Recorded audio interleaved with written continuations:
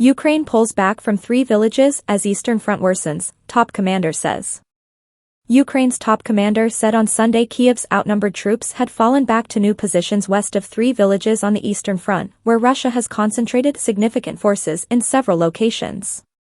The statement by Colonel General Alexander Syrsky reflected Ukraine's deteriorating position in the east that Kiev hopes it can stabilize once it takes delivery of U.S. weapons under a $61 billion aid package approved this week. The situation at the front has worsened, he wrote on the Telegram app, describing the most difficult areas as west of occupied Mariinka and northwest of Avdiivka, the town captured by Russian forces in February.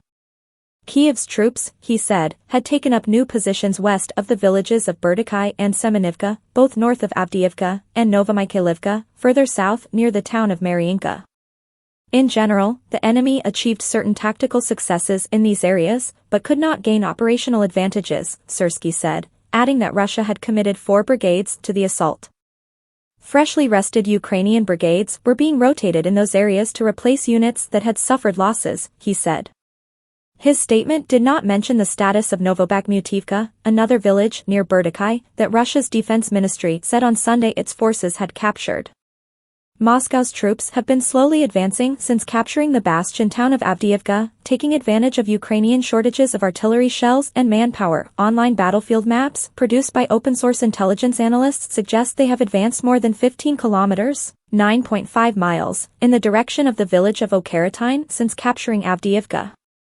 Further up the front, the Kiev-held town of Chasiv Yar is a key emerging battleground because of its position on elevated ground that could serve as a gateway to the cities of Kostantinivka, Sloviansk and Kramatorsk. Syrsky described Chasiv Yar and the village of Ivanivsk to its northeast as the hottest spots on that part of the front.